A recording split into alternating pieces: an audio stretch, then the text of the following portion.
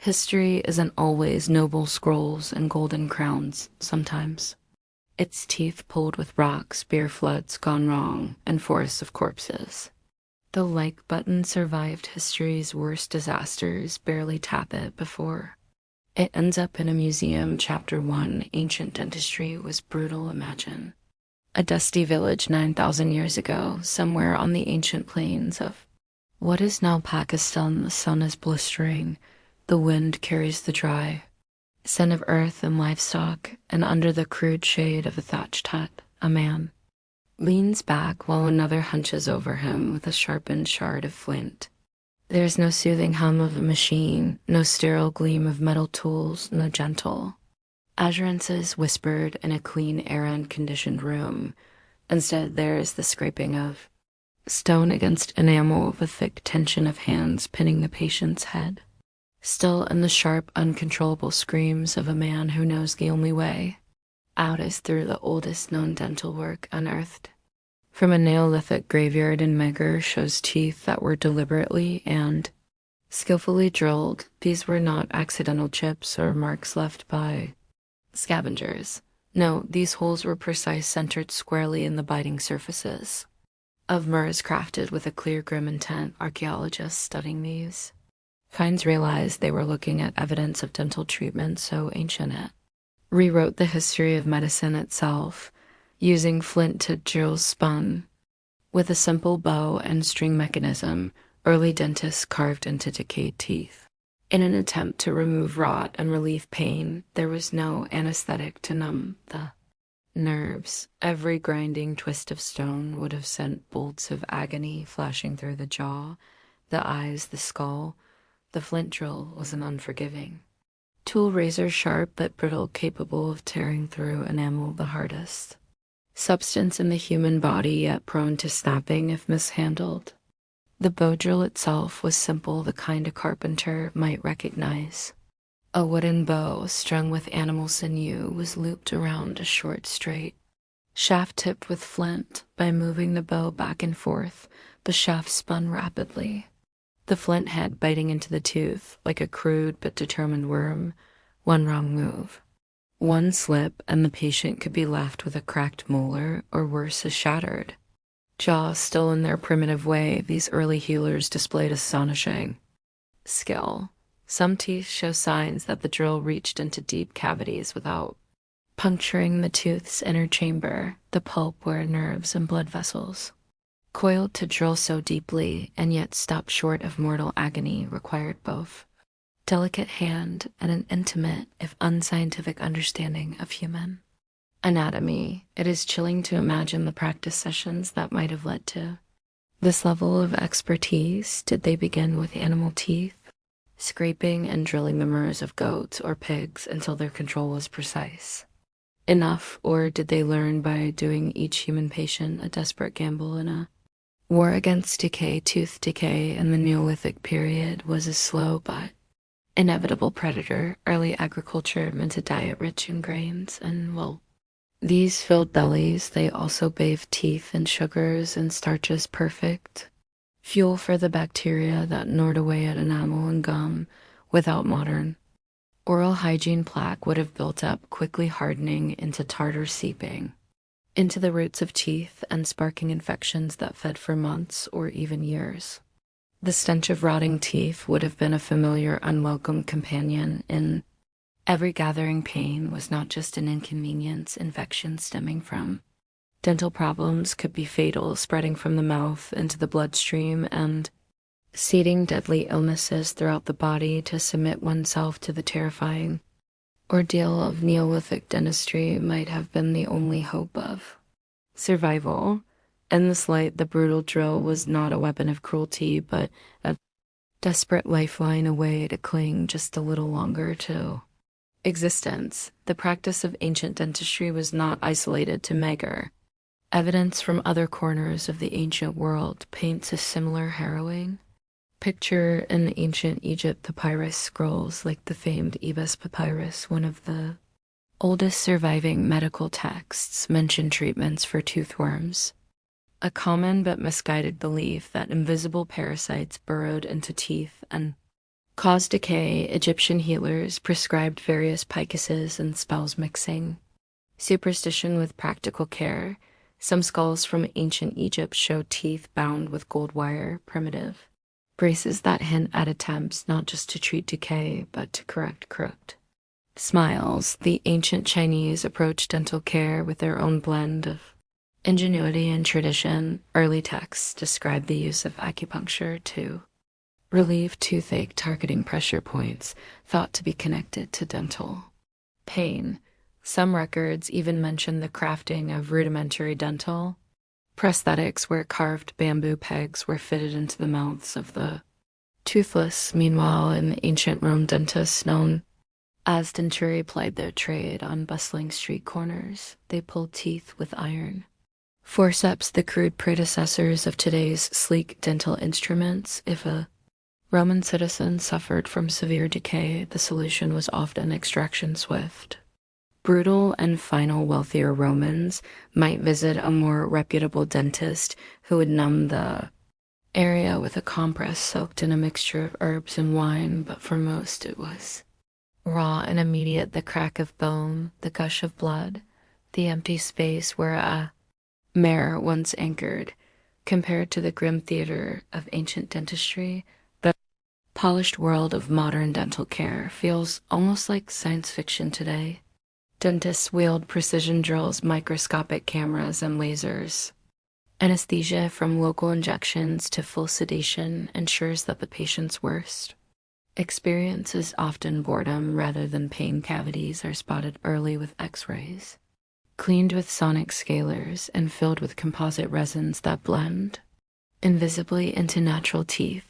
The very idea of willingly returning to the agonies of a Neolithic dental procedure is unthinkable, and yet it was a part of ordinary life for thousands of years. The archaeological record offers haunting glimpses into the minds of those ancient patients. Some teeth bear multiple drill marks suggesting that the first attempt failed or that decay returned after treatment. Others show signs of wear around the drilled area, indicating that patients survived the ordeal and continued to use their repaired teeth for years. This was not always a death sentence. For some, the crude drilling bought time, a few more seasons of chewing speaking. Living pain, of course, was not the only ordeal. Infection after such procedures would have been a constant risk. Without antibiotics, even a minor complication could swell into a raging abscess, the flesh of the face ballooning grotesquely until it ruptured or killed. Ancient healers turned to the few weapons they had: herbal compresses, honey, known even then for its antibacterial properties, and prayers to unseen gods. There is a visceral intimacy to this ancient craft. To perform dentistry without the barrier of gloves, masks, or antiseptic meant getting close, feeling the heat of another's breath, the tension of their muscles, the way their sweat mingled with yours. It meant hearing every ragged scream, every gasping breath, every whispered plea. Dentistry was not a sterile science. It was a shared brutality, a test of endurance for both patient and healer. And yet, despite all the horrors, there was a kind of resilience encoded in these ancient teeth. The very existence of treated murs from 9,000 years ago is a testament to human stubbornness, to the primal instinct to fight decay, to cling to life and function, even when pain roared through the body like wildfire. It shows us that medicine, even in its rawest, bloodiest form, is as old as civilization itself. The story of ancient dentistry is not just a story of suffering. It is a story of innovation, adaptation, and relentless hope. In the flickering firelight of those Neolithic villages, as the flint drill whirred and the patient gritted his teeth against an agony that would have felled a lesser soul, humanity took one more unsteady step towards the mastery of its own frail, stubborn body. Thousands of years later, as we sit comfortably in reclining chairs under soft lights, listening to the muted whir of electric drills, it's easy to forget how deep our roots run. Every smile, every painless filling, every polished tooth is an echo of faint but persistent memory of a time when healing meant pain, when survival demanded courage, and when the only anesthesia was the strength of the human spirit. Chapter 2: Body Snatching for Medical Schools. In the cold, damp nights of 18th and 19th century Europe, a peculiar and grisly trade flourished under the cloak of darkness. Medical schools bursting with eager students and desperate for hands-on anatomical instruction found themselves confronted by a chilling dilemma. The law allowed only the corpses of executed criminals to be used for dissection, yet the number of executions had dwindled while the number of students had surged. The solution was grimly practical. If bodies could not be obtained legally, they would be obtained by other means. Thus emerged the resurrectionists, professional body snatchers who stalked graveyards in the dead of night, seeking the newly buried. It was a business built on speed, discretion, and a macabre expertise. Fresh graves were ideal. The earth was soft, the corpse still pliable, and decay had yet to erase the features. Valuable to anatomical study, the tools of the trade were simple wooden spades for silent digging, long iron hooks for hauling the body from its resting place, and heavy sacks to carry their grim cargo through the misty streets. Time was their greatest enemy. They worked quickly, often excavating only the head end of the grave to save precious minutes. A wooden board might be placed on the ground beside the grave to catch the soil and prevent telltale signs of disturbance. Once the coffin was reached, it was common to break it open at the head, hook the corpse under the arms, and drag it out without lifting the lid.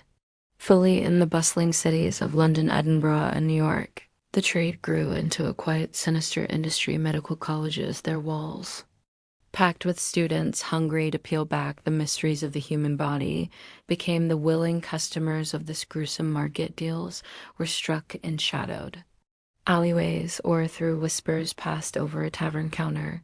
Surgeons and anatomists paid handsomely, often turning a blind eye to the true origins of the cadavers delivered to their doors. Graveyards became battlegrounds.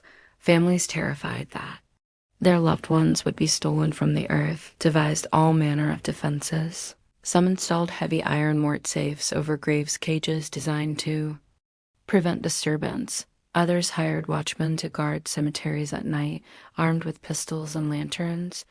In especially desperate cases, mourning families would take turns standing vigil over a fresh grave, keeping watch until decomposition made the body worthless to medical schools.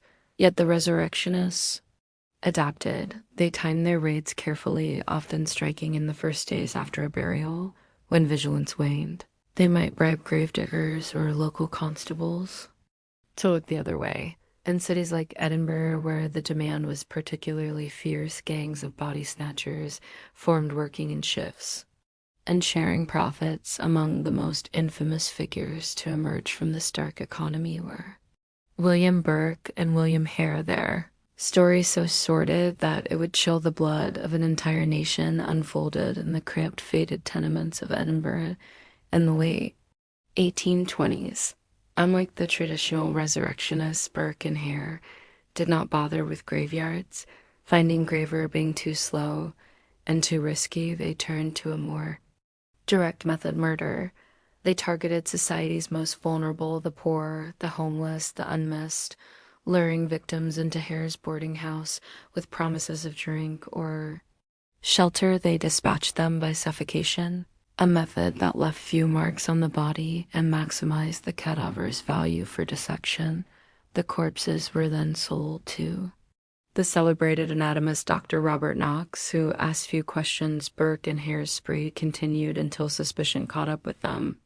Their trial and the sensational public outrage that followed laid bare the moral rot that had crept into the world of medical education. Burke was hanged for his crimes, and in a grim twist of poetic justice, his body was publicly dissected, a final exhibition of the trade he had so ruthlessly fed. But even before the horrors of Burke and Hare came to light, the fear of body snatchers had gripped society. Newspapers spread lurid tales of Exhumed corpses and desecrated graves in cities like London. The clatter of night watchmen's rattles echoed through the narrow streets, and wealthy families paid to have graves lined with stone or encased in steel coffins. The anatomy schools, while officially condemning the illegal trade, often participated through a kind of willful ignorance. Some professors left payment in unlocked rooms, never asking how a corpse appeared on the dissection table. Students desperate to learn kept their questions silent knowledge they reasoned demanded. Sacrifice, even if it was someone else's. The public's horror reached a peak in the early 19th century with cases like the London Burkhards imitators of Birkenhair who attempted to murder vagrants for sale to surgeons. Although less successful and ultimately caught, they stoked a growing outcry against the body trade. In response, legislation slowly ground into motion. The Anatomy Act of 1832 in Britain changed everything. It allowed medical schools legal access to the bodies of the unclaimed dead, the impoverished, the institutionalized, those who died in workhouses without family to claim them. The act effectively ended the resurrectionist era, but not without staining the medical profession with decades of uneasy, music-compromised life. For a resurrectionist was a strange and perilous existence. They operated in shifting alliances, sometimes partnering with rival gangs, sometimes betrayed for a higher price. They risked arrest, beatings, and the ever-present danger of violent mobs if caught in the act. Yet for many, it was a lucrative business. A single cadaver could fetch a sum equivalent to several months' honest wages. Night after night, they would stalk the graveyards, waiting for the moon to slip behind clouds, ears straining for the crunch of approaching boots they carried. No lanterns, trusting their fingers and instincts to do their grim work. The scent of disturbed earth, the groan of shifting coffins, the rush of panic when the coffin lid cracked open. These were the constant companions of their trade. Tools evolved alongside their methods. Some favored collapsing shovels that folded for easier concealment. Others used slender corpse hooks forged specially to snag bodies without leaving obvious signs of tampering. Disguises were common, passing as mourners during the day to scout fresh burials or posing as night watchmen to deflect suspicion. In smaller towns, resurrectionists had to be especially cunning. Communities were tight-knit, and a single unfamiliar face could trigger suspicion. Sometimes they recruited locals, gravediggers, who, for the price of a few coins, would leave a grave loose and easy to breach. The profits lured all manner of men into the trade. Some were failed artisans, others discharged soldiers or desperate laborers. A few became wealthy enough to retire, comfortably living out their days far from the graves they had once defiled. Meanwhile, the terror of body snatching seeped into popular culture. Pamphlets, ballads, and plays turned the resurrectionist into a ghastly boogeyman. Children were warned not to wander near cemeteries after dark. Tales of spectral figures carrying sacks over their shoulders fed the era's appetite for ghost stories and moral panic, despite the end of large-scale body snatching after the Anatomy Act. Isolated incidents continued for decades in parts of rural America where laws lagged behind and medical schools still struggled for cadavers. Body snatchers operated well into the late 19th century. Some American universities even maintained resurrection crews on unofficial payrolls, discreetly replenishing their stocks as needed. In truth, the entire grim chapter was born from a collision of necessity and taboo. The human body was sacred in the eyes of society. To violate it was an unthinkable horror. But without cadavers, the practice of medicine stagnated. Every surgeon who saved lives, every physician who understood the mysteries of disease and anatomy owed something, however uncomfortably, to the long, bloody legacy of the body snatchers. Today, when medical students unwrap a cadaver for study, it is with consent forms and legal protections in sterile, brightly lit labs. But not so long ago that education was bought at the price of fear, desecration, and the restless dead, and the cold, wet graveyards of a bygone world. Knowledge had a cost, and there were always those willing to pay it. Chapter 3. The Molasses Flood. 1919, on a crisp January afternoon in 1919, the north end of Boston buzzed with the ordinary sounds of a working city. Children played in the cobblestone streets, horses passed hauling delivery carts, and dock workers moved between warehouses along the waterfront. The air was unusually sweet, at the thick, cloying scent that had long been familiar to the residents. Towering above commercial streets stood a massive steel tank 50 feet high and 90 feet across, filled to the brim with over 2 million gallons of molasses. At 12:40 p.m., without warning, the world shifted. A sharp rumble split the air, louder than any passing train. Eyewitnesses later said it was like the roar of an explosion followed by a deep, bone-rattling groan. The tank, never properly engineered, riddled with leaks, hastily patched with paint, had given way. Its rivets, overstrained and poorly fitted, tore free with the sound of machine gun fire. The side of the tank peeled outward like the skin of a bursting fruit, releasing a monstrous, dark wave. The molasses hit the street at 35 miles per hour, faster than a man could run, carrying with it a force almost impossible to comprehend. It wasn't water. It was heavier, thicker, a slow-moving, fast-killing tide. The wave stood an estimated 25 feet high at its peak, a bulging wall of brown syrup that swallowed everything in its path. Buildings buckled before it. The heavy molasses sheared steel girders from a nearby elevated train line, sending a section crashing to the ground. With a shriek of twisting metal, houses were ripped from their foundations. Timber frames splintered like matchsticks. Horses pulling wagons vanished under the surge, their screams muffled into the suffocating sweetness. People, office workers, children, sailors, were caught mid-step, unable to outrun or even react before the flood engulfed them. Witnesses spoke of the molasses' terrifying power. A grown man, if he wasn't swept off his feet outright, would find his legs entangled by the heavy syrup. Each frantic movement only sank him deeper until breathing became a struggle against a suffocating, sticky death. One child was seen lifted into the air, pinned against a telegraph pole by the force of the wave, and left there, dangling as the flood passed beneath. The first responders, police, firefighters, sailors from the nearby navyard waded into chaos.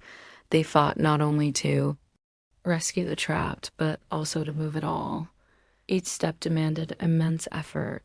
The molasses gripped boots and limbs like wet cement. Men found themselves immobilized, exhausted within minutes, sinking into a nightmare that smelled of sugar. Buckling like death panic gave way to grim determination. Ropes were thrown to those stuck fast. Ladders were propped against wreckage to haul survivors from tri-ledged, choked basement. Rescuers soon learned that pulling too hard could tear the skin from a trapped person's body. They worked carefully, meticulously, while time slipped away for those buried deeper in the goo. The cries of the injured mixed with the low groans of collapsing structures. Somewhere in the distance, the bells of fire engines clanged madly as more men rushed toward the scene, their horses already gasping and floundering in the mess. Along the waterfront, molasses oozed into the harbor, painting the water a sickly brown. The tank had belonged to the Purity Distilling Company, a subsidiary of United States Industrial Alcohol. The molasses was destined to be fermented into industrial alcohol, a lucrative business, especially with the looming threat of prohibition and the rush to meet demand. Safety had been sacrificed. The tank had leaked from the start, groaning ominously. On warm days, residents had complained. Even children had smeared molasses leaking from its seams onto pieces of scrap metal for a treat. Management's response had been to repaint the tank a darker color, making the leaks harder to see. Now all of Boston could see the consequences. In the hours that followed, a makeshift morgue was established at commercial street bodies when found were almost unrecognizable, coated in syrup, bloated by pressure, sometimes dismembered by the sheer force of the wave. Of the 21 lives lost, some were crushed against walls, others smothered where they fell. One man, a firehouse worker, was found days later, trapped under a collapsed section of his station, so tightly glued in molasses that chisels were needed to free him. The injured numbered around 150. Many suffering from broken limbs, concussions, and deep lacerations. Doctors struggled to clean wounds clogged with sticky, bacteria-laden molasses. Infections spread rapidly, hospitals overflowed, and for days afterward, North End residents reported a cloying scent of sweetness mixed with rot hanging heavy in the air. Cleanup was a Herculean effort. Molasses seeped into every crevice between cobblestones under door frames in a basement. It clung to clothing, hair, and skin.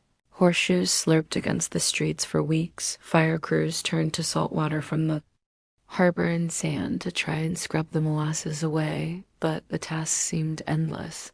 Workers wore out mops, brooms, and boots, the city desperate to return to normal found itself battling a viscous enemy that refused to let go.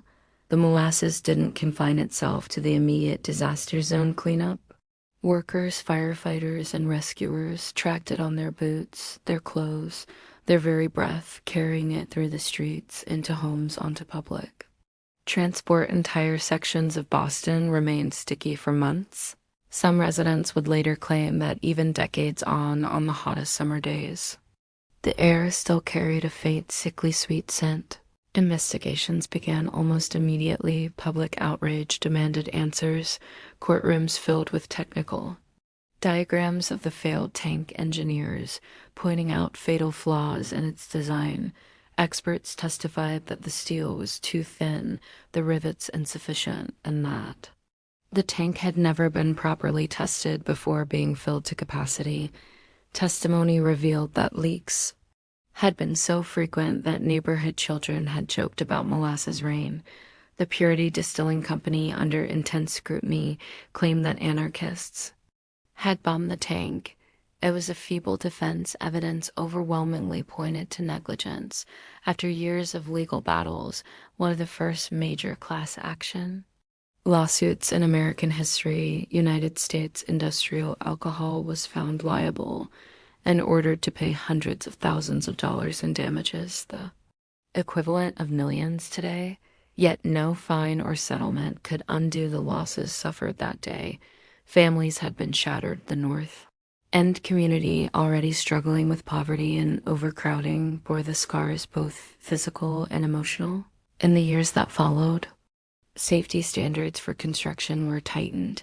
Engineers and architects began requiring more rigorous testing and inspection for large structures.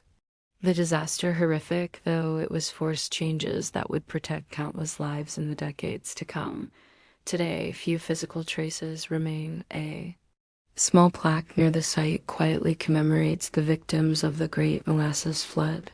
Tourists walk Commercial Street, unaware that the ground they tread was once the scene of one of America's strangest and deadliest industrial disasters.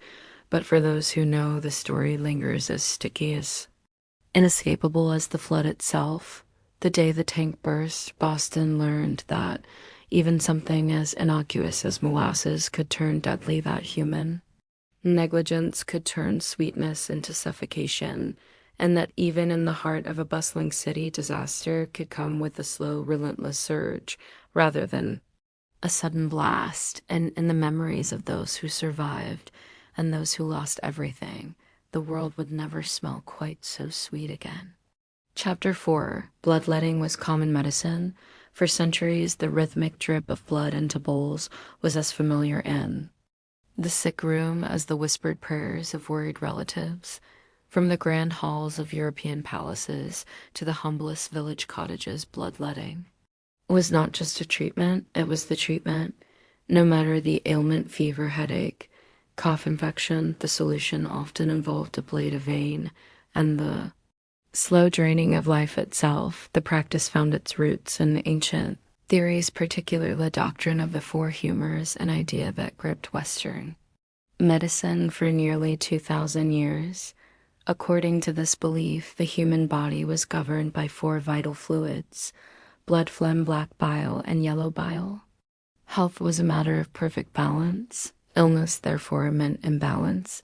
And if blood was believed to be in excess, as it so often was according to the learned doctors of the day, then the answer was clear: remove it.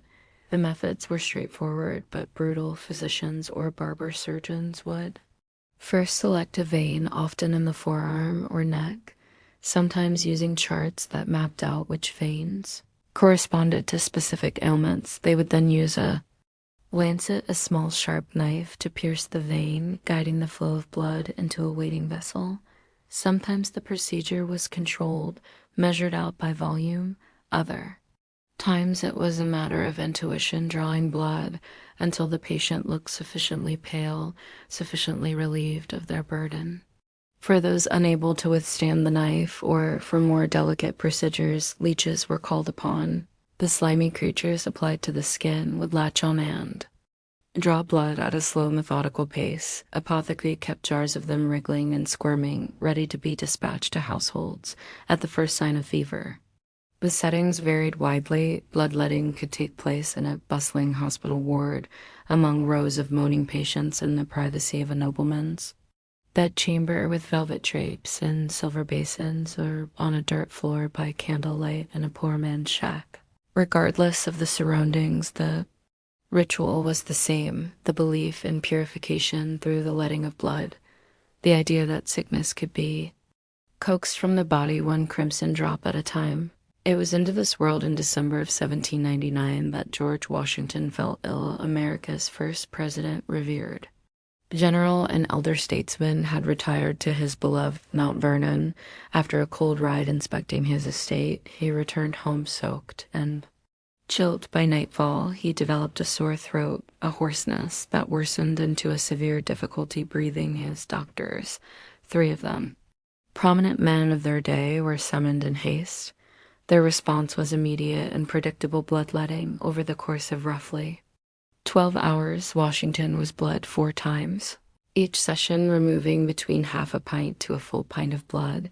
In total, nearly 5 pints were taken, almost 40% of his body's blood volume. Washington, ever the stoic soldier, bore it without complaint, but with each letting his condition deteriorated. His breathing grew more labored, his skin cold and clammy. In an era before oxygen therapy, before antibiotics, before understanding the body's desperate need for its circulating blood, the doctors believed they were fighting for his life. In truth, they were draining it away. By 10 o'clock that night, George Washington was dead. Historians have long debated the exact cause: a severe throat infection, likely epiglottitis, or acute bacterial laryngitis, but there is little doubt that the massive blood loss hastened his end. His death became one of the most famous and tragic examples of bloodletting's dangers. Yet even then few questioned the practice. Bloodletting was too deeply entrenched. Medical texts praised its virtues. Professors taught it to eager students. Patients demanded it, believing in its purgative power. Other prominent figures shared Washington's fate. Charles II of England, after suffering a seizure, endured a frenzy of bloodletting, purging, and cupping that drained him of strength until he succumbed. In revolutionary France, the surgeon Antoine Dubois bled women during childbirth to ease the process, a treatment that often resulted in hemorrhage and death. Across Europe and America, the bleeding bowl became as essential a symbol of medicine as the stethoscope is today. The logic, twisted though it seems now, was understandable within its context. Without knowledge of bacteria, viruses, or the body's complex circulatory needs, physicians grasped for visible, measurable interventions. Bloodletting provided action, and action offered hope. It gave both doctor and patient the sense that something tangible was being done, even if the results were often disastrous. Methods grew elaborate. Some doctors practiced heroic medicine, and aggressive approach that favored extreme bloodletting, combined with blistering and purging. Patients would be bled until they fainted, revived with spirits of ammonia, and bled again. Others prescribed derivation, drawing blood from one part of the body to relieve symptoms in another, based on theories of redirected energies. Instruments evolved. Two spring-loaded lancets allowed for rapid vein puncture. Scarificators, intricate brass devices with multiple blades, could release a dozen parallel cuts at once. Cupping glasses heated to create suction were applied to the skin after shallow incisions, encouraging the slow ooze of blood thought to draw out poisons lurking beneath the flesh. Yet cracks in the practice began to show in the late 18th and early 19th centuries. Critical voices emerged. French physician Pierre Charles Alexandre Louis conducted statistical studies comparing outcomes in bloodlet and non-bloodlet patients. His data suggested that bloodletting offered little benefit and often worsened outcomes. It was one of the earliest examples of evidence-based medicine creeping into a tradition-bound field. Gradually, as scientific understanding deepened, medicine began to abandon bloodletting. The discovery of microbes, the development of vaccines, the rise of antiseptic technique, all undermined the old ideas of humoral imbalance. By the late 19th century, bloodletting had been relegated to a handful of rare specific conditions, no longer the universal remedy it once was. The final death nails were sounded. By progress too loud to ignore Joe Sister's promotion of germ theory, Louise Pasteur's discoveries and advances in physiology revealed the blood's critical role in carrying oxygen, nutrients, and immune cells. To lose it casually was no longer seen as therapeutic, but reckless. Still, vestiges of the old ways persisted. Leeches, for instance, found a second life in microsurgery used to relieve venous congestion, and reattached fingers and ears. Controlled bloodletting or phlebotomy remained and remains a valid treatment for certain rare conditions like polycythemia vera and hemochromatosis, but these are precise scientific applications. A far cry from the wholesale trainings of centuries past. The story of bloodletting is a cautionary tale woven through the fabric of medical history. It reminds us that science is not static, that today's certainties may become tomorrow's curiosities. It shows how deeply tradition, culture, and the desperate need to act combined even the most intelligent minds to flawed practices. Imagine it now, a crowded room, thick with the scent of sweat and candle smoke, a doctor poised with his lancet, a basin gleaming dully at his side. The patient's arm extends tremulously at that prayer whispered to whatever God might hear. A quick slice, a flow of red, a moment's hope that the poison is pouring out, and perhaps for a fleeting instant. Both doctor and patient believe it. It is easy to judge them from the vantage of modern knowledge. Harder, but more important, is to understand the desperation and earnestness that drove them. They bled their patients not out of malice, but from a fervent belief that they were saving them. That belief, misguided though it was, carried the practice across continents, across generations. Today, the bloodletting bowls sit in museums, their polished surfaces catching the light like relics from a darker time. They whisper of a world where healing meant harm, where understanding had not yet caught up to compassion, and where the lifeblood of countless patients was trusted to run out in the name of health. The story ends not with outrage, but with progress. Slowly, painfully, the world moved forward, guided by new discoveries, new methods, and the relentless drive to do better. Medicine, like all human endeavor, learned from its mistakes, sometimes at a terrible cost. The blood that once flowed so freely from trembling veins was not in vain. It paved the way for a new era of understanding, where the body was no longer a battleground of mysterious humors, but a complex, wondrous system, deserving of knowledge, care, and above all respect. Chapter 5. The Mad Gasser of Mattoon. In the late summer of 1944, as World War II raged across Europe. In the Pacific, the town of Mattoon, Illinois, seemed a world apart. a modest community of around 15,000. Its streets were lined with neat houses and trimmed lawns. Neighbors greeted each other by name. Children rode bicycles past corner stores where flags hung heavy in the warm air. There was an undercurrent of tension, rationing telegrams bearing grim news from overseas, but Mattoon had thus far been untouched by the violence shaping the globe that changed on the night of August 31st. It began quietly. A woman named Mrs. Kearney was at home with her daughter when a strange, sickly sweet odor seeped into the room. Within minutes, Mrs. Kearney felt her throat tightened and her legs grow numb. Panic set in as she struggled to move. She cried out for help, and her sister, visiting from next door, came running. They reported seeing a figure fleeing into the darkness. The police investigated, but found nothing. Still, the story spread quickly. By the next night, more reports came in. A man returning home late noticed a strange shadow lingering near his porch. Moments later, his wife collapsed, complaining of nausea and paralysis.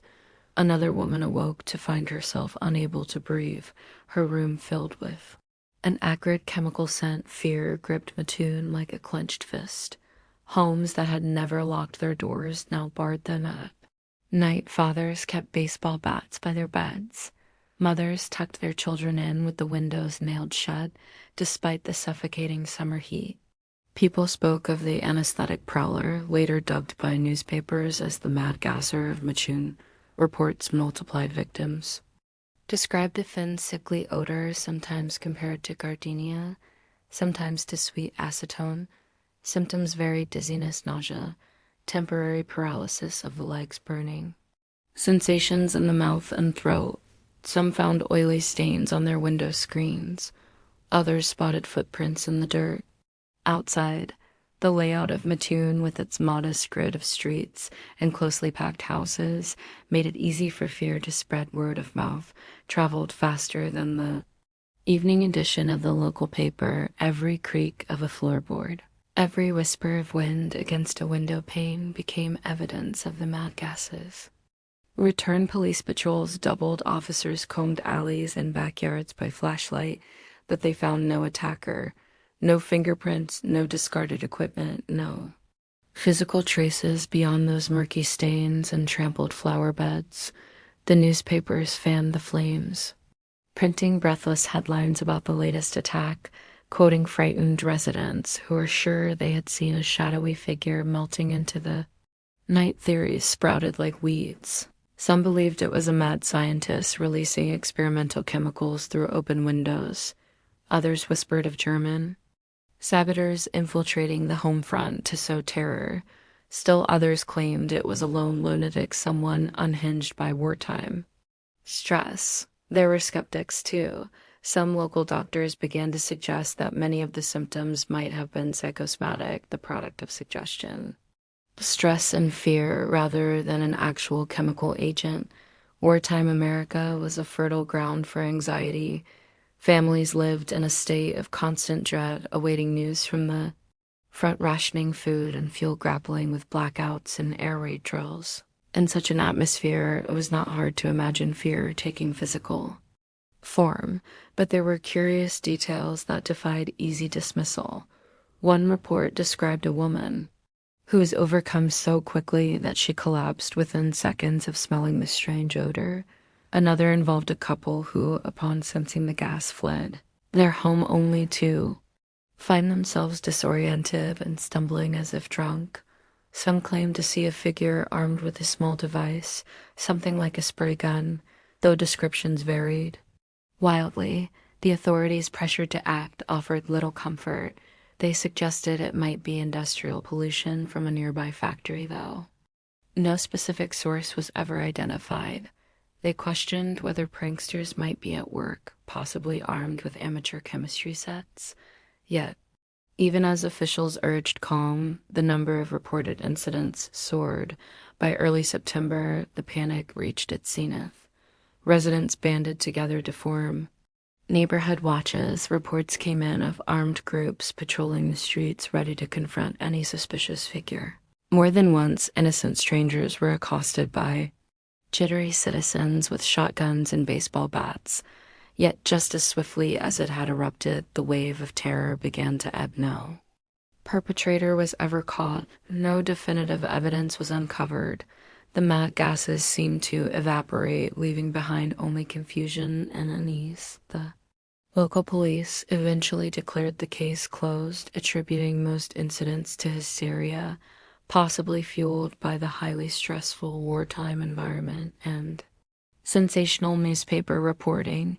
In the years that followed, psychologists cited the mad gata phenomenon as a textbook case of mass hysteria, a community-wide episode where fear, stress, and rumor created a shared delusion. Others remained unconvinced, pointing to the consistency of physical symptoms and the number of credible witnesses. Today, Mattoon remembers the mad gasser with a strange blend of embarrassment and fascination. Some residents dismissed the whole episode as a bout of collective nerves. Others maintain that something or someone really prowled the streets that summer, armed with a weapon no one ever conclusively identified. What is certain is that for a few tense weeks in 1944, Mattoon lived a waking nightmare. The mad gas's legacy is a chilling reminder of how fear can stalk even the safest streets, how quickly a familiar world can twist into something unrecognizable. Under the right conditions, whether phantom criminal or figment, the mad gasser left a permanent shadow over a small Midwestern town that had until then thought itself safe from the chaos of a world at war. Chapter 6: Coffin Births. In the medieval world, death was a constant presence. It stalked the streets, with plague, famine, and war filling churchyards and crypts with a steady tide of the departed.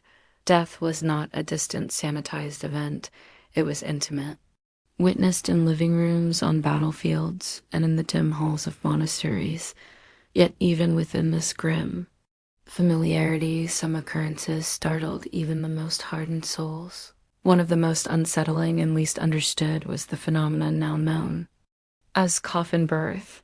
The name is clinical, but the reality it describes is stark. When a pregnant woman died, the biological forces unleashed by decomposition sometimes triggered an eerie and tragic event. As the body decayed, gases produced by bacterial activity swelled the abdomen. In rare cases, the pressure grew so great that it forced the unborn fetus from the womb, pushing it through the birth canal. Thus, after death, a mother could seem to give birth in her grave. In the medieval mind, with its limited understanding of anatomy and no concept of bacterial decay, such an event must have seemed like something beyond. Nature medicine at the time was rudimentary at best. Physicians still clung to the ancient theories of humors, balancing treatments between bleeding, purging, and prayer. Knowledge of the body's internal workings was based more on classical texts than direct observation. Autopsies were rare and often frowned upon by religious authorities. In this landscape of half-truths and mystery, a coffin birth would have been almost incomprehensible. Imagine the scene: a shallow grave dug hastily in consecrated ground, the body of a woman, perhaps wrapped in a simple shroud, lowered into the earth with solemn prayers. Weeks later, as the soil shifted, whether through natural erosion, animal disturbance, or the hand of a gravedigger, the grave was disturbed. Inside, the grim spectacle revealed itself. The fetal forms, small and pale, partially emerged from the mother's body, still tethered by the umbilical cord encased in the darkness of the tomb. Such discoveries would have sent shock waves through small, tight-knit communities, midwives often among the few with any real experience of childbirth might be called to interpret what had happened. Priests seeking answers within the framework of sin and divine judgment might see it as a sign, a warning, a punishment, or a miracle, depending on the circumstances. To the common folk steeped in a culture of superstition and religious awe, it could easily be seen as an ill omen, a ghostly protest from the other side of death. Historical cases, though rare, have been uncovered. Archaeological excavations in places like Imola, Italy, have revealed burials where a fetus lies between or beneath The skeletal remains of a woman suggesting a coffin birth, one such grave, dating to the 7th or 8th century, showed clear signs, the vital bones arranged in a position consistent with a postmortem expulsion rather than a live birth. The mother had been buried face up, the child pushed from her loins in the silent, unseen hours after interment. Death and childbirth were tightly interwoven in medieval society. Maternal mortality was brutally common. Childbirth was a perilous journey, often accompanied by rituals designed to guard both mother and child against the many dangers that lurked unseen. Midwives carried charms and prayers, applying ointments and potions rooted as much in folklore as in any empirical understanding. If a woman died during labor, it was a tragedy, but if her body, weeks later, appeared to have given birth and death, it was a rupture in the natural order, something that demanded explanation without the tools of modern science. Medieval people filled the gaps in understanding with belief. Some might have seen a coffin birth as the mother's spirit trying to save her child from beyond the grave. Others might have interpreted it as evidence of witchcraft or divine punishment, the fetus expelled, but lifeless could be viewed as a cursed soul, a child, born wrong outside the blessing of baptism. The church, ever concerned with the fate of souls, had strict doctrines about baptism and salvation. A child born after the mother's death, especially if discovered too late for baptism, presented a theological dilemma. Could such a soul be saved, or was it doomed by the cruel accident of timing? Debates among scholars and priests wrestled with these questions, but answers remained murky. Meanwhile, burial practices themselves often exacerbated the mystery. Bodies were usually interred quickly to prevent disease, sometimes within a day of death. Shrouds were common, but coffins, when used, were simple and unsealed, and warmer months decomposition began swiftly. Without refrigeration or embalming, the gases of putrefaction could swell a body grotesquely within hours, creating the very conditions that led to a coffin birth. Yet such events were exceedingly rare. Modern forensic studies have shown that true coffin births require a precise set of conditions: the right stage of pregnancy, the right rate of decomposition, a body buried in a way that allowed pressure to build rather than dissipate. Still, in a world where death was always near, even rare horrors had outsized effects on the imagination. Accounts from the early modern period hint at how lingering beliefs about coffin births bled into cultural fears. In some regions, it was said that pregnant women should be buried deeper or differently to prevent unnatural births. Grave markers sometimes included cryptic symbols that might, according to local law, ward off restless spirits associated with such deaths. Over time, as medical knowledge advanced the true nature of coffin births came into focus, anatomists studying decomposition recognized the role of gas buildup and bodily pressure. What at once seemed supernatural was revealed to be a grim but natural consequence of death's inexorable processes. Yet even with understanding, the image remained haunting, a final, tragic echo of a life unfinished, a mother and child bound together in death, their last movements dictated by the blind forces of decay. Today, coffin births are recognized in forensic pathology not as myths or miracles, but as rare biological events. They serve as reminders of how little control humans have in the face of mortality, and how closely life and death, hope and horror have always walked together. In the museums where medieval graves are studied, and in the forensic reports that document these findings, the story of coffin births is preserved not as a ghastly curiosity, but as a solemn testament to the human experience. An experience shaped as much by mystery and fear as by the slow, steady light of knowledge. Chapter 7. The Abandoned Soviet Death Island Experiments. In the middle of the Aral Sea, once a sprawling inland ocean on the border of Kazakhstan and Uzbekistan, there was an island few had ever heard of. Vodana Rebirth Island in Russian was a Place more barren than its name suggested, flat, dry, and remote, it sat like a forgotten scrap of earth under the punishing Central Asian sun winds. Whipped over salt-streaked soil, the horizon blurred in endless mirage.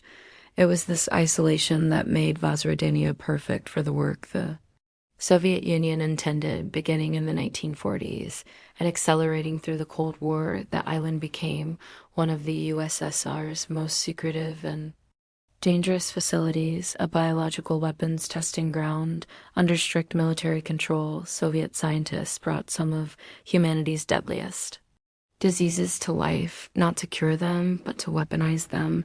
Anthrax, smallpox, plague, tularemia, and botulinum toxin were cultivated, studied, and dispersed. Animals, monkeys, guinea pigs, sheep, were brought to the island and exposed to these agents to test the effectiveness and lethality of biological weapons under real-world conditions. Vozrodenia offered the perfect laboratory.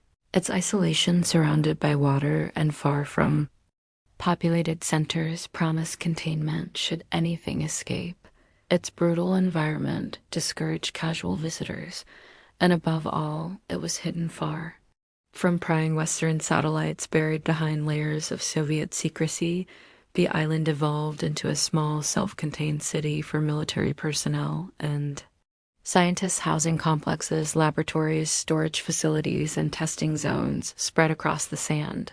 Roads stitched the barren landscape together. Huge tanks and sprayers were used to aerosolize deadly pathogens, allowing researchers to study how diseases might spread through the air. A horrifying prospect in an era where global conflict teetered on the brink of annihilation. Anthrax was a particular focus, durable, resistant to environmental breakdown, and deadly Bacillus anthrae became the centerpiece of many experiments. Researchers created weaponized anthrax designed not just to kill, but to survive, lingering in soil and air, ready to infect long after initial deployment. Some experiments involved open-air releases over tethered animals, the researchers studying from a distance as the diseases did their grim work. Smallpox, already feared as one of history's deadliest scourges, was another sinister tool in the arsenal. Despite a global push toward eradication, Soviet scientists preserved strains of virus for military use, refining methods to spread it efficiently among civilian populations. As the Cold War ground on the work on Vozrodenia continued in silence, occasionally rumors would escape, whispers among defectors, odd blips in intelligence reports, but the full scope remained hidden. Then in the early 1990s, the Soviet Union collapsed. It happened quickly. The vast machinery of Soviet power, built on decades of secrecy and fear, crumbled almost overnight. Military funding evaporated. Communication broke down. Far-flung installations like Vozrodenia were suddenly without orders, without resupply, without purpose. The personnel abandoned the island, boarding transport. Ships and planes in a chaotic exodus. Laboratories were left unlocked. Storage containers, some still filled with virulent agents, were abandoned to the elements.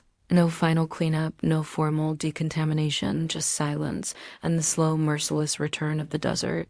As the years passed, Vozrodenia's isolation eroded too. The Aral Sea, once vast and sheltering, began to shrink dramatically due to Soviet irrigation projects that diverted its feeding.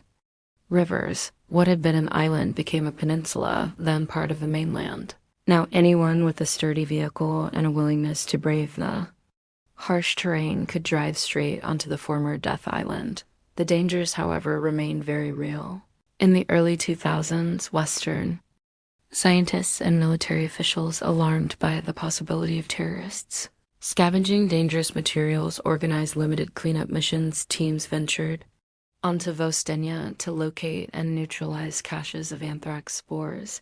What they found was chilling: rusted drums of biological agents, shattered containment vessels, contaminated soil stretching for miles.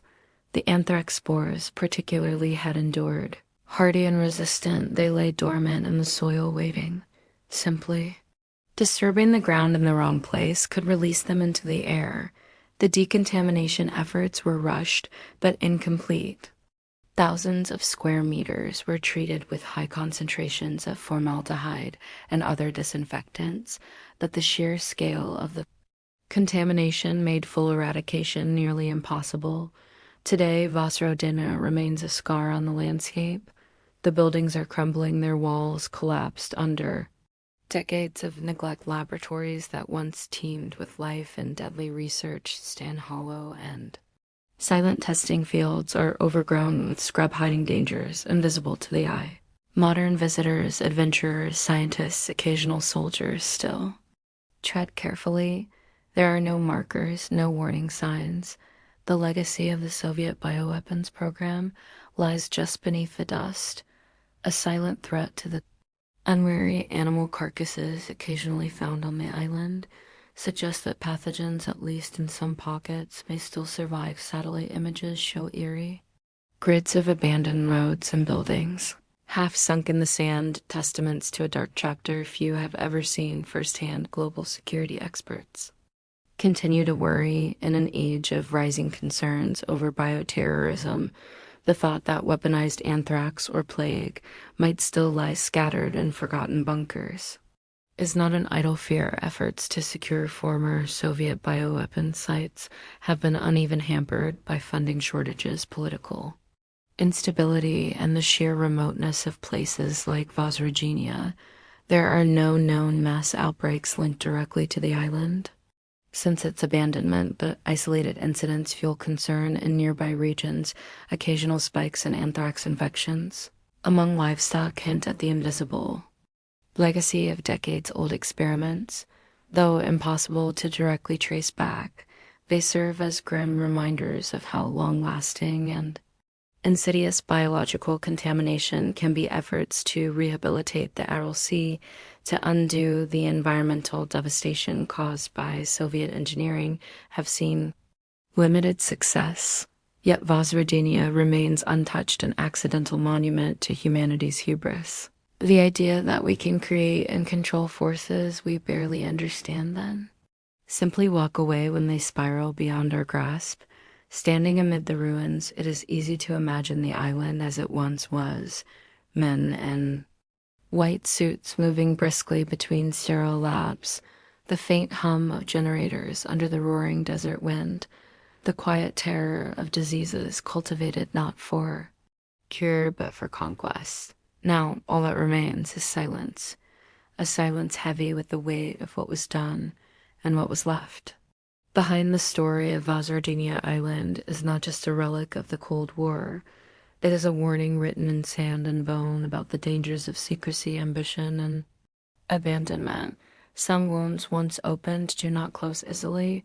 Some experiments once begun cannot simply be left to the dust. Out there in the empty heart of Central Asia, the legacy of Death Island endures, patient, invisible, and unfinished. Chapter 8, Ötzi, Iceman's violent death. In the early autumn of 1991, high in the Ötzi Alps, along the shifting border between Austria and Italy, two hikers stumbled across something strange. Amid the rocks and melting ice, they saw what looked like a figure lying face down, half embedded in a glacial hollow. At first they thought it was a modern mountaineer who had fallen victim to the mountain's unforgiving weather. But as rescuers arrived and chipped carefully at the ice, they began to realize they were looking at something far older and far more mysterious. The body was astonishingly well preserved. Flesh still clung to bone, fragments of clothing, woven grass cloak leather, and hide clung stubbornly to the frozen form. Beside him lay a copper axe, a long bow, and a quiver filled with unfinished arrows. It was only after radiocarbon dating that the true enormity of the discovery became clear. This man had lived and died over 5,300 years ago, during the Copper Age. He was soon nicknamed Sai after the valley where he was found. At first, researchers believed I had died of exposure, perhaps caught unprepared by a sudden alpine storm, succumbing to the cold in the ancient silence of the high mountains. His body, entombed in ice, had been spared the ravages of time. Yet as forensic techniques sharpened and Investigations deepened the story of Ötzi's final moments took a darker turn. A CT scan of his body revealed a small dark object lodged deep within his left shoulder, the stone arrow head of a prehistoric weapon. Closer examination showed that the arrow had torn through a major artery under his collarbone. He would have bled out within minutes. He had not simply perished in a storm. He had been hunted, shot in the back, and left to die. Other injuries added new layers to the grim tableau. Bruises on his hands and wrists suggested a struggle. Perhaps he had tried to fend off an attacker before being mortally wounded, cuts and defensive wounds invisible to the naked eye became apparent under forensic scrutiny. An analysis of his skull revealed a cranial trauma, possibly from a blow to the head, either during the attack or as he fell. The items found with him offered a glimpse into a life shaped by survival and conflict. His clothing was functional, layered for warmth against the brutal chill of the Alps. Leggings made of goat hide, a coat stitched from patches of various skins, a cloak woven from grass fibers. His shoes, stuffed with grass for insulation, were designed for arduous mountain travel. Among his possessions were a copper axe, an object of tremendous value at the time, and a well-crafted dagger of flint. His quiver contained arrows at various stages of construction, suggesting he had been in the process of restocking his weaponry. A birch-bark container, likely used to carry embers for fire, starting pointed to a man prepared for isolation. His body was adorned with over 60 tattoos made by puncturing the skin and rubbing in charcoal. Far from decorative, these marks clustered around joints and along the spine, leading many to believe they were a form of therapeutic acupuncture, an ancient remedy for pain. Piecing together these clues, a narrative began to emerge. A man equipped for survival, traveling alone, or perhaps fleeing danger, mortally wounded by an enemy he may have seen only briefly, but who had killed Ötzi, and why. One theory suggests robbery. His copper axe, a rare and precious tool, would have made him a tempting target. Yet it was found beside him, untouched, if robbery was the motive. The killers had been careless or in too much of a hurry to finish the deed properly. Another theory points to tribal conflict. DNA analysis of Ötzi's blood and tissue hinted at the presence of multiple blood types on his weapons and clothing, potentially those of others wounded or killed in battle. Perhaps he had survived a skirmish only to be tracked down later. Still others suggest betrayal, an argument gone wrong, a personal vendetta settled high in the lonely mountains where no one would witness. The timeline of his death was reconstructed through painstaking analysis. His stomach contents revealed his last meals, ear wheat, ibex meat, and fern food, suggesting he had eaten heartily not long before he died. Pollen trapped in his gut indicated that he had traveled from a lower forested valley up into the high passes shortly before his death, perhaps fleeing, perhaps on a final journey. The site where he fell told its own story. Sheltered by rocks, shielded from heavy snowfall, the body's preservation was accidental but extraordinary. The conditions were just right, freezing temperatures minimal, disturbance, and the slow encasement in ice that prevented decay. Modern science continued to peel back the layers. Advanced imaging showed the extent of his atherosclerosis, plaque buildup in his arteries, suggesting that despite his active life, he was at risk for heart disease. DNA sequencing revealed lactose intolerance and a genetic predisposition to Lyme disease. These findings painted a portrait, not just of struggles his inherited vulnerabilities, yet it was his violent end that gripped the imagination. The arrow wound was conclusive. It entered from the back, from a distance, piercing muscle and artery with deadly efficiency. It was a coward's kill or a hunter's kill, a shot made from behind, offering no chance for defense. There were no signs that I had been buried. He was left as he fell alone on a barren slope with the cold creeping over him like a second death. Whether his killer watched from a distance or fled immediately remains unknown. Each new study refined the story. further but never erased its essential tragedy. Ötzi was not a nameless accidental casualty of the elements. He was a man caught up in human conflict. His final moments marked by violence and abandonment. Today he lies in a carefully controlled chamber at the South Tyrol Museum of Archaeology in Bolzano, Italy, encased in ice once again, but now under the watchful gaze of science, rather than the indifferent cold of the Alps. Visitors peer at his shriveled form, seeing not just the wrinkles of ancient skin, but the echoes of a story 5,000 years old, a story of survival, of struggle, and of a death both sudden and cruel. In the end, Ötzi reminds us that even in the distant past, human lives were shaped by the same forces that shape us today: fear, ambition, conflict, the fragile line between life and death. Frozen in time, he bears silent witness to a world both alien and familiar, where the mountains stood just as cold and the blood ran just as red.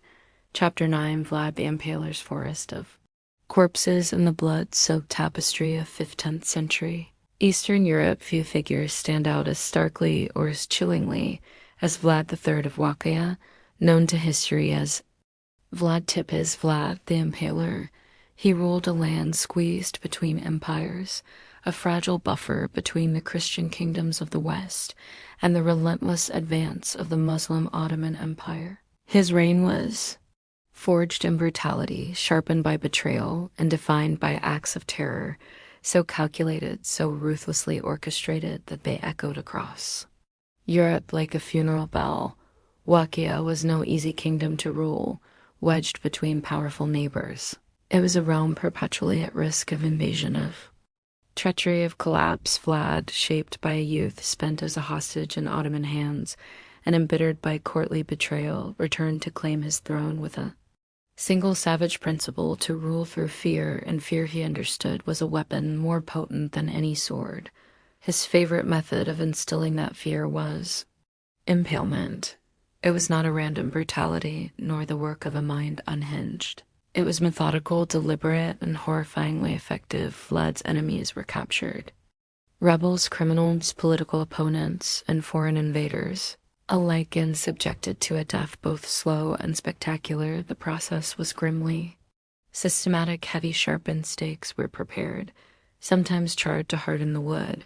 Victims were impaled alive, the stake inserted carefully to avoid immediate death. It might be driven through the abdomen, the chest, or in the most excruciating cases through the lower body, exiting the shoulder or mouth.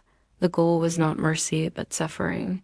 Once hoisted upright, the victim could linger for hours, sometimes days, rising in agony under the pitil's sun. This gruesome technique was employed on a massive scale during the Great Ottoman Campaign against Wallachia in 1462. Sultan Mehmed II, the conqueror of Constantinople and the most feared ruler in the Islamic world, marched north with an army said to number in the tens of thousands, determined to crush the upstart Vaivo who dared defy Ottoman demands. Vlad could not match Mehmed in open battle. His armies were smaller, his resources strained, but he could strike at the mind, at the soul. As Mehmed's forces advanced toward Terivish, Wallach's capital, they encountered a sight so ghastly that it froze their blood. Stretching across the plain before them was a forest not of trees, but of human bodies. Thousands of corpses, impaled on towering stakes, swaying in the breeze like grotesque fruit. The scale defied belief. Turkish soldiers were traitors, prisoners of war, all arrayed in grim, ordered rows. Some sources, such as the writings of the 15th century, Saxon chroniclers who despised Vlad, claimed the forest stretched for miles and numbered 20,000 dead. Descriptions, even from biased sources, convey the scene with dreadful clarity. The stakes were varying heights, creating a kind of grotesque landscape. Some bodies were fresh blood, still dark and viscous. Others were bloated and rotting under the summer sun, filling the air with the stench of decay. Birds circled overhead, feasting on exposed flesh. From a distance, the field must have shimmered and buzzed with the Constant movement of insects. It was not a battlefield after the clash. It was an offering of terror prepared in advance, designed to erode. The very will of the invaders, accounts suggest that Mend himself, a seasoned warrior who had seen the worst humanity could offer, was shaken, his men already weary and harassed by Wallachian guerrilla tactics, hit-and-run raids, poisoned wells. Burned villages found their morale shattered by the sight. Some reports say the Sultan turned back, withdrawing his forces from Wallachia altogether. Others suggest he pushed onward, but with diminished fervor, ultimately forced to retreat in the face of disease, starvation, and the relentlessness of Vlad's psychological warfare. Whether Mend fled because of the forest of corpses or because of the broader collapse of the campaign is a matter of historical debate. Chroniclists sympathetic to Vlad painted it as a victory of terror. Ottoman sources tend to emphasize logistics and attrition, but the fact remains the forest became legend, a weapon more potent than any Wackian army could have mustered. Impalement was not merely about execution. It was spectacle. Vlad used it as a tool of governance as well. In his own territories, he employed it to enforce brutal order. Stories abound of entire villages punished for theft, whole communities reduced to lines of writhing bodies. Saxon merchants who violated Wallachian trade laws were said to have met similar fates, impaled at the borders as warnings to others. Foreign travelers carried these tales back to the courts of Europe. Broadsheets, the medieval precursors to tabloids, spread lurid stories of Vlad's atrocities, some exaggerated, some rooted in truth. In German pamphlets, he was depicted feasting among impaled victims, his goblet raised in grim toast to their suffering. In Slavic folklore, he became both monster and folk hero, a brutal guardian against foreign oppression. It was from this mixture of fact, myth, and nightmare that the figure of Dracula would eventually emerge centuries later.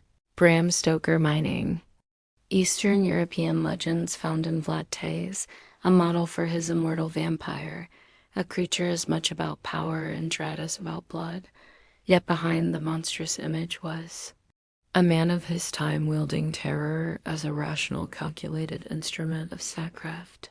In the brutal calculus of 15th century politics, where betrayal was commonplace and survival precarious, Vlad's methods horrific, though they were achieved their aims. His reign, however turbulent, left Wallachia more fiercely independent than it had been in generations. Not all reports can be taken at face value. Many sources were written by enemy Saxons bitter over lost privileges, Hungarians wary of a volatile neighbor, Ottoman scribes eager to demonize a defiant vassal. But even discounting exaggerations, the core reality remains. Stark Vlad ruled by terror, and he wielded impalement with the precision of a master strategist. The logistics alone speak to the cold efficiency behind the horror. To impale thousands required resources, laborers to cut and shape staked soldiers, to capture and transport prisoners, commanders to organize the macabre display. This was no chaotic slaughter. It was a message carefully composed in blood and agony, designed to be read by those who dared challenge him. Today, in the fields of southern Romania, there is little visible trace of the horrors that once unfolded there. Grass grows where once the dead swung in silent accusation, yet the memory endures in chronicles and legend, in the uneasy fascination that surrounds Vlad the Impaler. Even now, his forest of corpses stands not just as a historical event, but as a grim monument to the dark ingenuity of fear. It reminds us that power, when stripped of mercy, leaves scars not just on the body, but on the very soul of a nation. Chapter 10. The London Beer Flood. London in 1814 was a city of smoke, sweat, and swelling crowds. The Industrial Revolution was tightening its grip. Factories and breweries crowding the city streets with soot-stained brickwork. In the working-class neighborhood of St. Giles near Tottenham Court Road, life unfolded against a backdrop of poverty and grit. narrow alleys twisted between crumbling houses.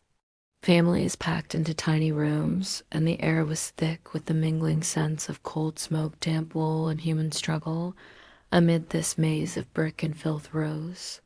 The towering vats of the Horseshoe Brewery, owned by Moo and Company. Brewing was big business in London. Ale and porter flows through every tavern and public. House enormous vats, some as tall as houses, stored the beer in vast quantities, their iron hoops strained to hold back the churning pressure within one such vat, nearly 27 feet tall, and containing over 3,500 barrels of porter around. 323,000 gallons stood ominously at the heart of the brewery. It had been constructed years earlier, its wooden staves bound tightly by heavy iron bands. Over time the bands loosened and the stresses grew invisible and immense. On the afternoon of October 17th, 1814, one of the iron hoops snapped. The sudden release of tension sent a thunderous crack through the building. Workers had little time to react. With an ear-splitting roar, the weakened vat gave way, entirely collapsing with the force of a cannon blast, the pressure it unleashed. Shattered adjacent vats, triggering a chain reaction. In an instant, hundreds of thousands of gallons of dark, heavy beer surged into the brewery like a nevgada. Unbridled beast, the flood burst through the brewery walls with terrifying force. Brick and timber exploded outward, showering the street with debris. A wave of porter 20 feet high by some accounts cascaded into the narrow lanes of St. Giles. The flood was merciless. Within seconds, it swept into the neighboring slums where families had no warning and nowhere to flee. Entire houses, rickety structures already sagging from neglect, buckled under the impact. Walls collapsed inward. Floors gave way. Children, mothers, laborers, all were caught in the roaring, surging mass. Some were crushed by falling. Masonry pinned beneath the rubble before they could even scream. Others drowned where they stood, overwhelmed by the sheer volume and speed of the beer rushing through the streets and into their homes. Among the victims was a young girl named Elolanina Cooper, just 8 years old, who had been taking tea with her mother. When the flood tore through their residence, others perished while gathered in basements or sitting. Rooms trapped as the torrent filled cellars and lower floors with terrifying speed. Contemporary accounts describe the chaos. People scrambling at top tables and furniture in desperate attempts to stay above the rising flood, neighbors forming human chains to pull the stranded to safety. The deafening crash of collapsing buildings mingling with the shouts of rescuers and the cries of the wounded. The Horseshoe Brewery itself was left in ruins. Its walls gutted, its iron vats twisted and broken like discarded toys. The air rire of beer and dust, and the streets were left soaked in a sticky, pungent deluge. The death toll was grim. 8 people were officially recorded as killed, though some accounts suggest there may have been more among the densely packed, impoverished population of St. Giles. Bodies were pulled from the wreckage for days, their clothes soaked and stained. As the immediate floodwaters receded, the grim work of recovery began. The beer, now mingled with mud and blood, left a rancid film over everything it touched. Volunteers and laborers dug through rubble, searching for survivors, or more often for the dead. Makeshift shelters were set up for the newly homeless, but resources were thin. Many of the survivors, already living on the edge of subsistence, had lost everything in the days that followed. Londoners responded in the only way they knew, with a mixture of solemn mourning and grim, sometimes macabre humor. Newspapers reported on the beer flood with a tone that fluctuated between tragic and sardonic tales out of people scooping beer from the gutters into pots and pans of fights breaking out over salvageable casks. Whether these stories were exaggerated or true hardly mattered. The legend of the London beer flood was born in the coroner's inquest into the disaster, concluded that the deaths were accidental, an act of God. No one was held criminally responsible. Moes and Company successfully petitioned Parliament for an excise tax rebate on the lost porter, a financial relief that allowed the brewery to survive the catastrophe. In a bitter twist, the company suffered no lasting damage to its reputation, and some even viewed the brewery sympathetically as another victim of the freak event. For the families of the dead, however, there was little solace. They buried their loved ones in crowded churchyards far from the grand cemeteries reserved for London's wealthy. The flood was quickly absorbed into the city's collective memory, another strange chapter in its long, chaotic history. In the years that followed, brewing regulations changed. Little vats continued to tower over London, although engineers grew more cautious with their designs. Over time, the Horseshoe Brewery rebuilt its battered shell, repaired the tragedy, fading into a footnote as the city pressed relentlessly forward. Today, little remains of the London beer flood, but faded newspaper clippings and the occasional memorial mention. Yet for those brief, terrible moments on an autumn afternoon, the streets of St. Giles ran thick with porter, and in the aftermath, a city that prided itself on order and resilience was reminded once again how thin the line was between the ordinary and the unimaginable. Chapter 11, Japan's Unit 731.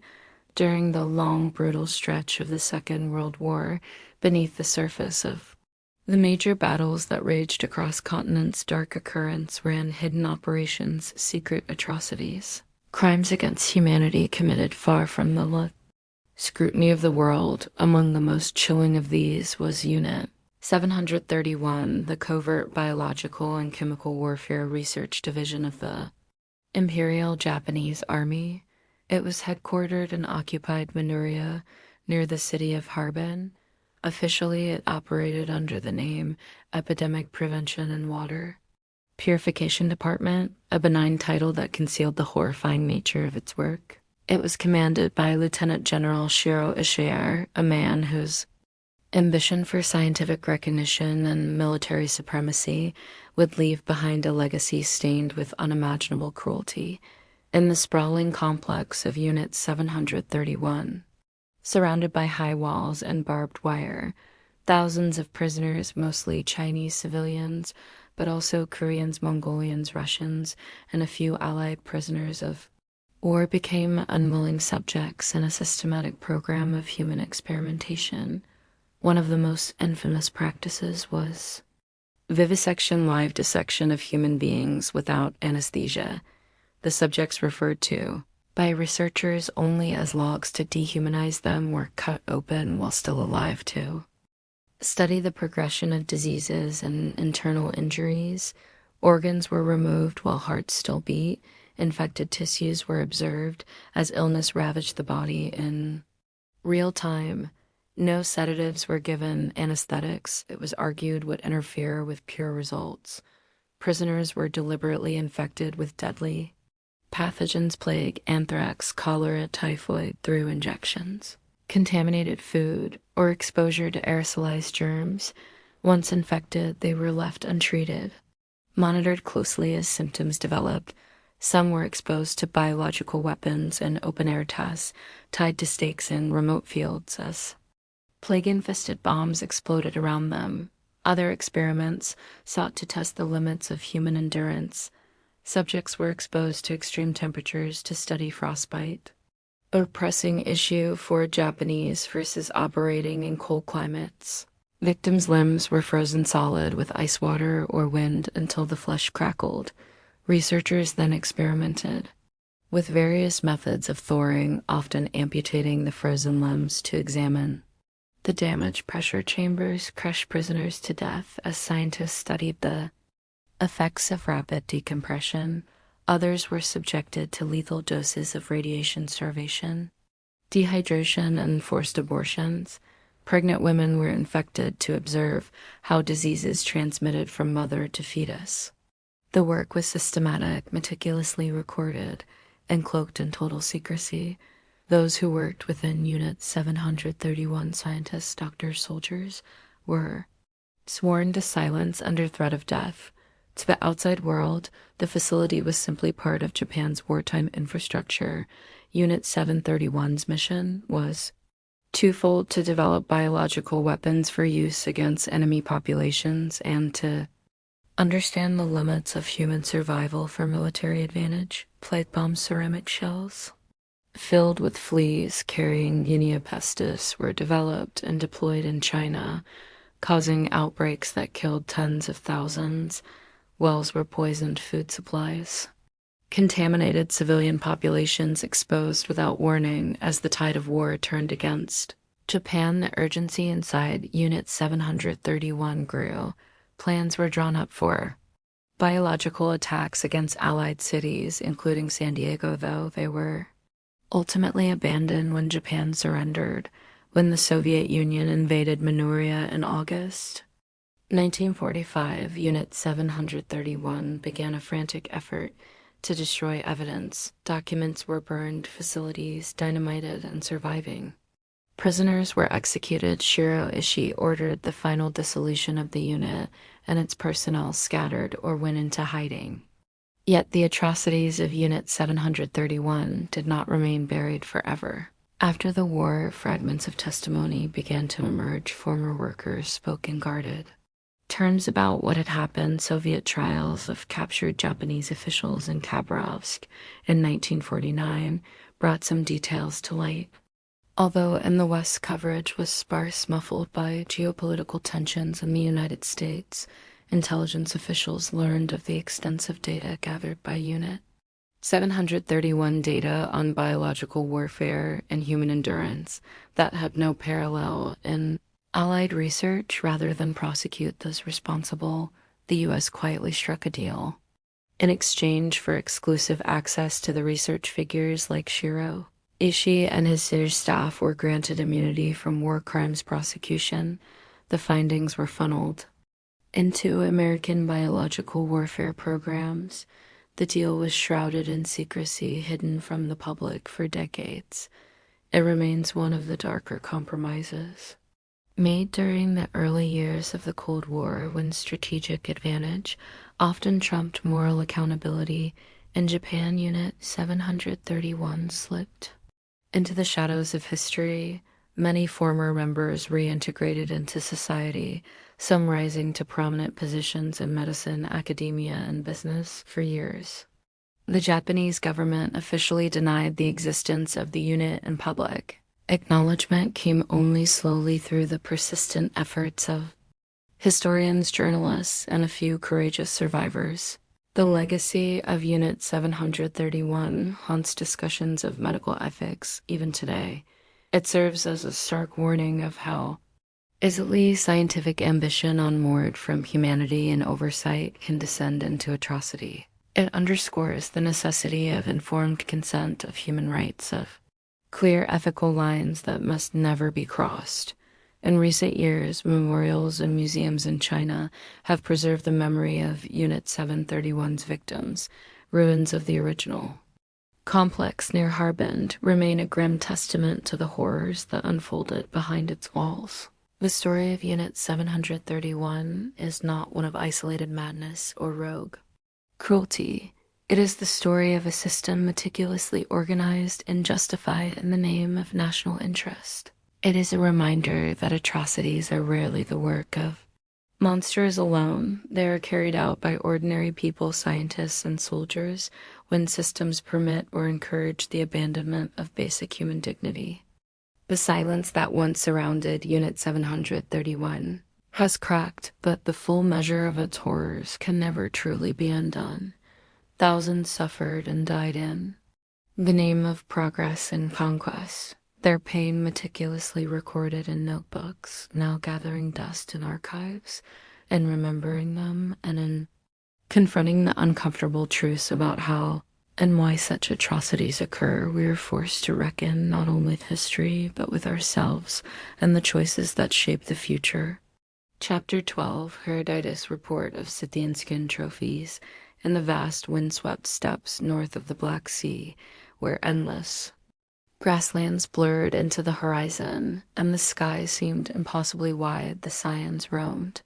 They were a nomadic people, fierce and self-reliant, living from horseback hunting, raiding, and wearing across an untamed frontier To the settled civilizations of Greece and Persia, the Scythians appeared almost mythic, wild, elusive, and brutally skilled in the art of war. Herodotus, the ancient Greek historian often called the father of history, wrote about them in his great work. The histories recording what he had learned from travelers, traders, and perhaps secondhand witnesses. His descriptions, vivid and at times shocking, painted the Scythians as a people bound to the harsh realities of survival and to a warrior code that revered strength and despised weakness. Among the most chilling customs he described was their treatment of enemies slain in battle. According to Herodotus, the Scythians did not merely defeat their foes. They took their bodies as raw material for trophies, crafting cloaks, quivers, belts, and even drinking vessels from human skin. Herodotus claimed that after battle, Scythian warriors would strip the skin from the corpses of their enemies with a deliberate and practiced skill. The method he described was gruesome, a careful incision made around the head, peeling the skin downward, much as one might strip the hide from an animal. These skins were then tanned, processed until they were supple enough to be sewn or fashioned into usable items. A warrior of reputation might wear a cloak stitched together from the skins of many enemies, each patch a grim testament to a life taken. Others reportedly decorated their horse harnesses, saddlebags, or even clothing with these macabre trophies. Skins were sometimes displayed outside the warrior's tent, fluttering like banners in the ceaseless wind, a warning to rivals and a badge of personal glory. According to Herodotus, the Scythians did not stop at skins alone. The skulls of defeated enemies, he wrote, were clean hollowed and sometimes lined with gold to be used as drinking cups. If the slain opponent had been particularly esteemed or formidable, the victor might drink from the skull as a gesture of triumph and remembrance. Such acts were not performed out of mindless cruelty, but as expressions of respect for strength and a deep, if brutal, recognition of life's impermanence. The Scythians believed that by incorporating parts of their enemies into their daily lives, they absorbed some measure of their strength and spirit. It was a warrior culture at its most raw, a society where survival was won through dominance and where physical reminders of victory served as both personal trophies and public statements. Yet even as Herodotus chronicled these practices, he acknowledged the distance between his Greek worldview and the Scythian ethos. What seemed barbaric to the Greeks was for the Scythians a deeply ingrained part of their identity. They lived in a land without cities, without stone monuments, without written records, a place where memory was preserved not through books, but through deeds. Modern scholars debate the absolute accuracy of Herodotus's accounts. Some suggest he may have exaggerated, relying on secondhand stories colored by fear and fascination. Others point out that archaeological evidence, including Scythian burial mounds, known as Kurians, has uncovered signs of elaborate weaponry, intricate horse gear, and artistic traditions that support the idea of a warrior society deeply preoccupied with death and status.